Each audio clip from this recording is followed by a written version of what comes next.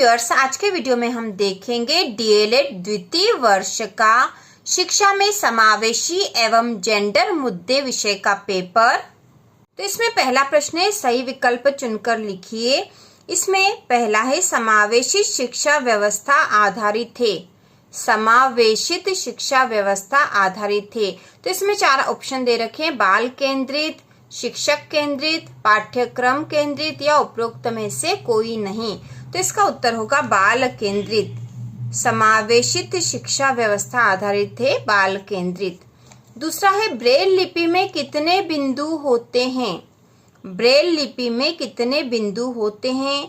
तो यह ऑप्शन दे रखे हैं 6, 7, 8 या 10।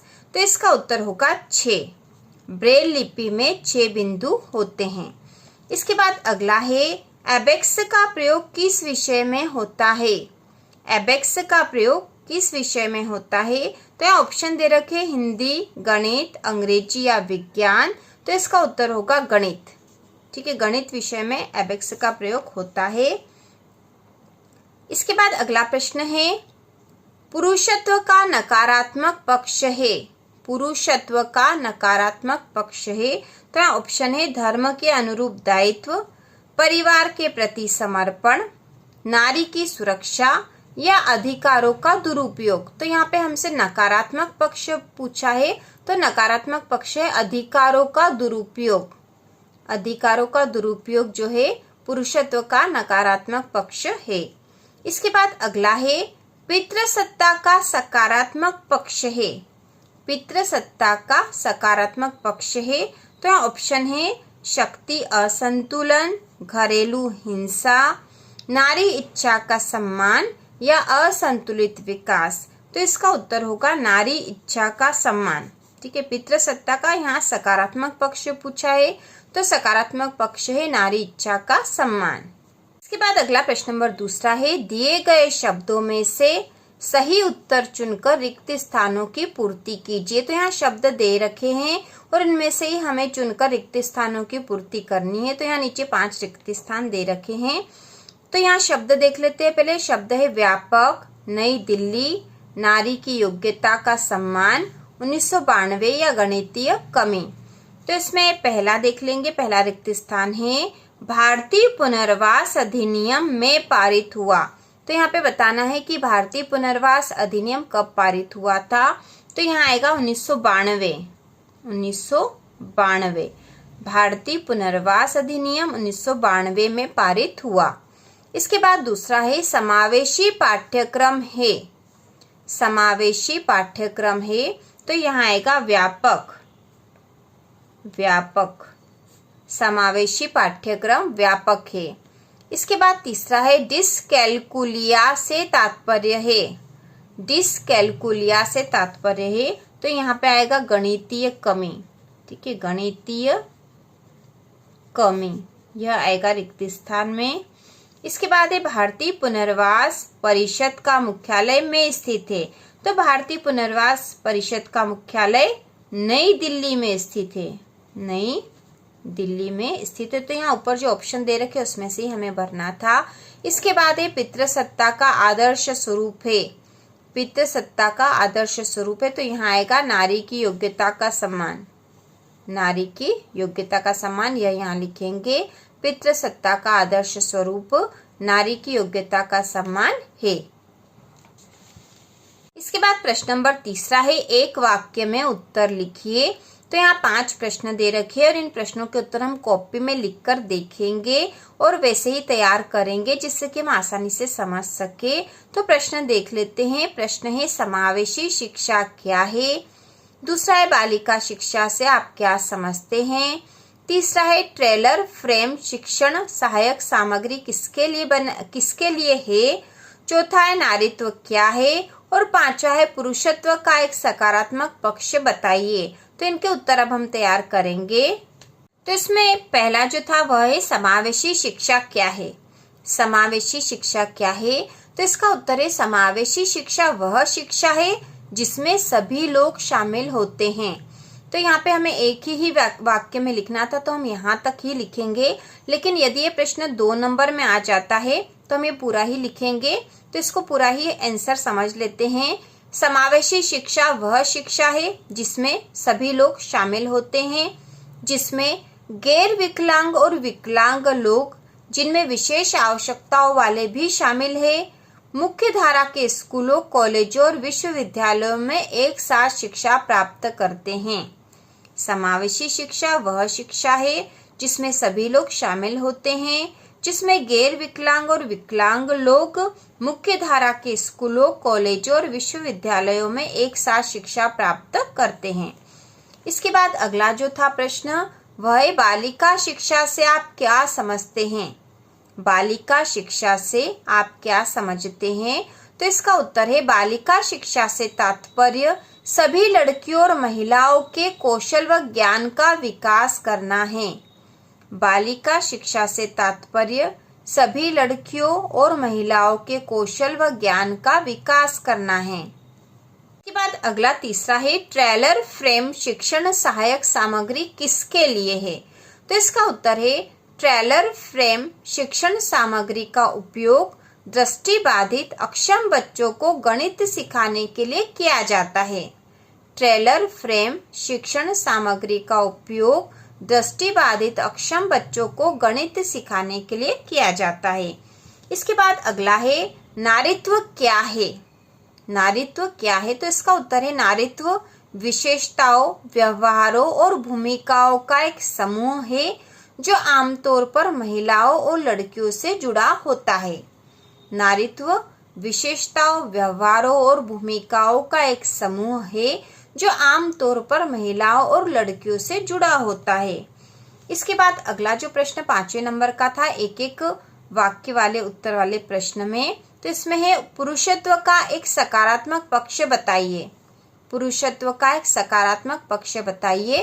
तो इसका उत्तर है पुरुषत्व से हमारे समाज के पुरुषों में समाज व परिवार की रक्षा की भावना पैदा होती है। तो यहाँ पे हमें पुरुषत्व का सकारात्मक पक्ष बताना था। एक उत्तर को एक बार फिर से देख लेंगे।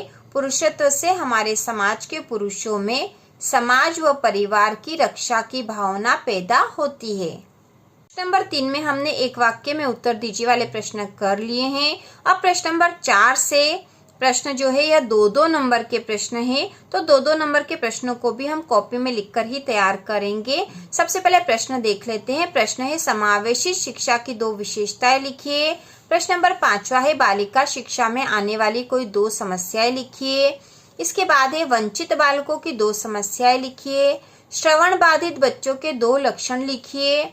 इसके बाद 8वां प्रश्न है मंद बुद्धि होने के 2 कारण लिखिए। और प्रश्न नंबर 9 है पुरुषत्व की कोई एक परिभाषा लिखिए। तो प्रश्न नंबर 9 तक के जो प्रश्न है ये 2-2 नंबर के प्रश्न है। अब इनके उत्तर हम तैयार करेंगे। प्रश्न 4 है समावेशी शिक्षा की 2 विशेषताएं लिखिए। तो इसका उत्तर है समावेशी शिक्षा में शारीरिक रूप से बाधित बालक तथा सामान्य बालक साथ साथ शिक्षा प्राप्त करते हैं। और दूसरी विशेषता है इसमें प्रत्येक छात्र को कक्षा और स्कूल समुदाय का पूर्ण एवं मूल्यवान सदस्य माना जाता है। तो यहाँ हमें समावेशी शिक्षा की 2 विशेषताएं बतानी थी। पहली विशेषता हमने बताई है कि समावेशी शिक्षा में शारीरिक रूप से बाधित बालक तथा सामान्य बालक साथ साथ शिक्षा प्राप्त करते हैं। दूसरी विशेषता है कि इसमें प्रत्येक छात्र को कक्षा और स्कूल समुदाय का कक्षा और स्कूल समुदाय का पूर्ण एवं मूल्यवान सदस्य माना जाता है। इसके बाद प्रश्न नंबर 5वां है बालिका शिक्षा में आने वाली कोई 2 समस्याएं लिखिए। बालिका शिक्षा में आने वाली कोई 2 समस्याएं लिखिए। तो इसका उत्तर है पहली समस्या है बालिकाओं पर गृह कार्य का अत्यधिक बोझ होता है। और दूसरी है बालिकाओं के प्रति समाज का नकारात्मक दृष्टिकोण। तो बालिका शिक्षा में आने वाली कोई 2 समस्याएं लिखनी थी। तो प्रमुख जो 2 समस्याएं हैं वह है बालिकाओं पर गृह कार्य का अत्यधिक बोझ होना और दूसरी है बालिकाओं के प्रति समाज का नकारात्मक दृष्टिकोण। बाद प्रश्न नंबर 6 है वंचित बालकों की 2 समस्याएं लिखिए। वंचित बालकों की 2 समस्याएं लिखिए। तो इसका उत्तर है पहली समस्या है ऐसे बच्चों का मानसिक विकास नहीं हो पाता है। वंचित बालकों की 2 समस्याएं लिखनी है। तो पहली हमने लिखी कि ऐसे बच्चों का मानसिक विकास नहीं हो पाता है। दूसरी है कुछ बच्चे बुरी आदत वाले बच्चों के संपर्क में आकर असामाजिक कार्यों में लिप्त हो जाते हैं। कुछ बच्चे बुरी आदत वाले बच्चों के संपर्क में आकर असामाजिक कार्यों में लिप्त हो जाते हैं। इसके बाद प्रश्न नंबर 7वां है श्रवण बाधित बच्चों के 2 लक्षण लिखिए। श्रवण बाधित मतलब जिनकी सुनने की क्षमता में कमी होती है। श्रवण बाधित बच्चों के 2 लक्षण लिखिए। तो इसका उत्तर है पहला लक्षण है बच्चा सामान्य आवाज को नहीं सुनता परंतु चिल्लाने पर पीछे मुड़ता है। बच्चा सामान्य आवाज को नहीं सुनता परंतु चिल्लाने पर पीछे मुड़ता है। दूसरा है ऐसे बच्चे ध्वनियों पर प्रतिक्रिया नहीं करते तथा उन्हें बात करने में कठिनाई होती है। ऐसे बच्चे ध्वनियों पर प्रतिक्रिया नहीं करते तथा उन्हें बात करने में कठिनाई होती है। इसके बाद प्रश्न नंबर 8वां है मंद बुद्धि होने के 2 कारण लिखिए। मंद बुद्धि होने के 2 कारण लिखिए। तो इसका उत्तर है पहला कारण है मंद बुद्धि किन्हीं शारीरिक मानसिक रोग के कारण हो सकती है। मंद बुद्धि किन्हीं शारीरिक मानसिक रोग के कारण हो सकती है। दूसरा है आनुवंशिकता या कुपोषण या किसी संक्रमण से भी बच्चा मंद बुद्धि हो सकता है। इसके बाद प्रश्न नंबर 9 है पुरुषत्व की कोई एक परिभाषा लिखिए। तो इसका उत्तर है पुरुषत्व का तात्पर्य उन भूमिकाओं, व्यवहारों और विशेषताओं से है जिन्हें किसी दिए गए समाज में लड़कों और पुरुषों के लिए उपयुक्त माना जाता है। पुरुषत्व का तात्पर्य उन भूमिकाओं, व्यवहारों और विशेषताओं से है जिन्हें किसी दिए गए समाज में लड़कों और पुरुषों के लिए उपयुक्त माना जाता है। इस प्रकार हमने प्रश्न नंबर 9 तक के 2-2 नंबर वाले प्रश्नों के उत्तर भी देख लिए हैं। अब प्रश्न नंबर जो 10 है यह 3 नंबर का प्रश्न है समावेशी शिक्षण शास्त्र की 3 विशेषताएं लिखिए अथवा प्रतिभाशाली बालकों की 3 विशेषताएं लिखिए। इसके बाद प्रश्न नंबर 11 है विशिष्ट बालकों के 3 प्रकार लिखिए और इसके अथवा में ही समावेशी शिक्षा के उद्देश्य लिखिए। तो इन 3 और 4 नंबर के प्रश्नों के उत्तर हम अगले वीडियो में देखेंगे और इनको समझेंगे भी सही। इसके बाद प्रश्न नंबर 12 है दृष्टि बाधित बच्चों के प्रमुख लक्षण बताइए और इसके अथवा में ही श्रवण बाधित बच्चों के प्रमुख 3 कारण बताइए। इसके बाद प्रश्न नंबर 13 है पितृसत्ता के आदर्श स्वरूप की 3 विशेषताएं लिखिए और इसके अथवा में ही सामाजिक परिवर्तन को प्रभावित करने वाले 3 कारकों को बताइए। इसके बाद प्रश्न नंबर 14 है दृष्टिबाधित बच्चों की व्यवहारिक समस्याएं लिखिए और इसके अथवा में है ब्रेल लिपि के बारे में बताइए। तो यह जो प्रश्न नंबर 14 है यह प्रश्न 4 नंबर का है। इसके बाद प्रश्न नंबर 15 है स्वपरायणता के 4 कारण लिखिए अथवा मानसिक पक्षाघात के बालकों की शिक्षण व्यवस्था कैसी होनी चाहिए। यह भी 4 नंबर का प्रश्न है। इसके बाद प्रश्न नंबर 16 है लिंग समतुल्यता विकसित करने में विद्यालय की भूमिका बताइए और इसके अथवा में है लिंग समतुल्यता विकसित करने में स्वयंसेवी संस्थाओं की भूमिका बताइए।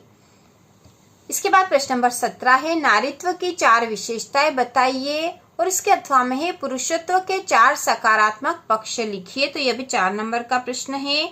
इसके बाद प्रश्न नंबर 18 यह 5 नंबर का प्रश्न है समावेशी शिक्षण शास्त्र की विशेषताएं लिखिए और इसके अथवा में है बेटी बचाओ बेटी पढ़ाओ के बारे में टिप्पणी लिखिए।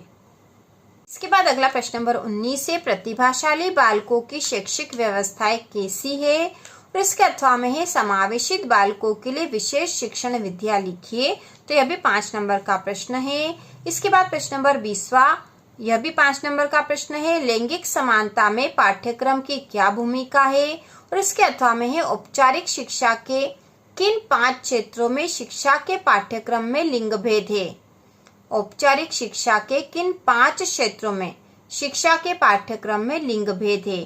तो इस प्रकार से हमने पेपर पूरा ही देख लिया है और एक मॉडल पेपर है। इसी तरह का पेपर आपके एग्जाम में आएगा और इसमें से भी अधिकतर क्वेश्चन आपके एग्जाम में आने वाले हैं। तो इसी प्रकार के और वीडियो देखने के लिए डीएलएड एग्जाम की तैयारी के लिए तथा शिक्षक भर्ती परीक्षा की तैयारी के लिए चैनल को सब्सक्राइब कीजिए।